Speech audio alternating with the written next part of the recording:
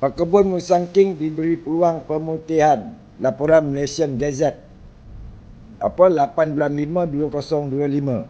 Tu, nampak tu. Ya. Sama ada berita ni benar atau tidak, kita tidak tahu. Tapi kalau tak benar, dia tidak akan keluarkan di Malaysian Gazette. Tapi sebagai rakyat, kita boleh komen. Kalau nak buat pemutihan, sebelum tebang.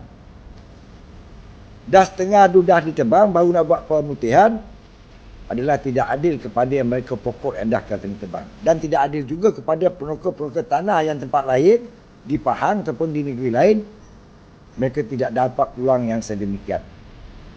Baik, bawah mandang ni, mandang. Bagaimana kerajaan ini menjalankan undang. Kalau bagi saya, dia jalankan undang, tabang habis. Tak bagi peluang je. Tak bagi peluang, tabang habis. Ambil balik semua tanah tu, jadikan estate peladangan, serah pada LKPP ke, YP ke, serah kepada mereka, biar mereka yang uruskan. Nak tanah Musangking ke apa ke, terpulang.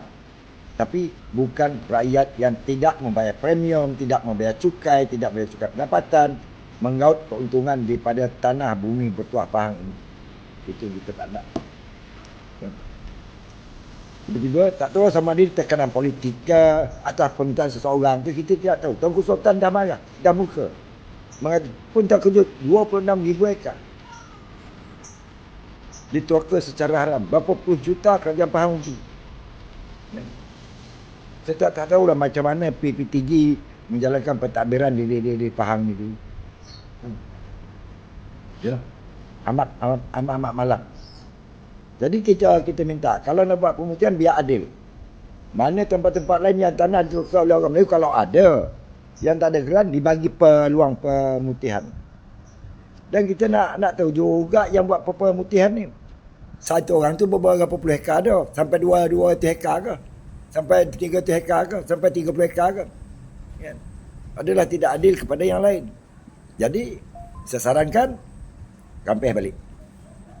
Biar jadi pengajaran kepada mereka yang merokok tanah-tanah kerajaan ni serik nak berbuat demikian. Itu sepatutnya kerajaan Pahang buat. Begitu juga dengan kerajaan negeri-negeri yang lain. Tak ada bagi peluang pemutihan ke apa ke, tak ada, jangan. Rampas habis. Biar tegas. Kan? Kedaulatan undang-undang tu harus ditegakkan dengan baik. Bukan kerana nak tegak tekanan politik, bukan nak jaga hati sesuatu kaum, tidak. Undang-undang tetap undang-undang.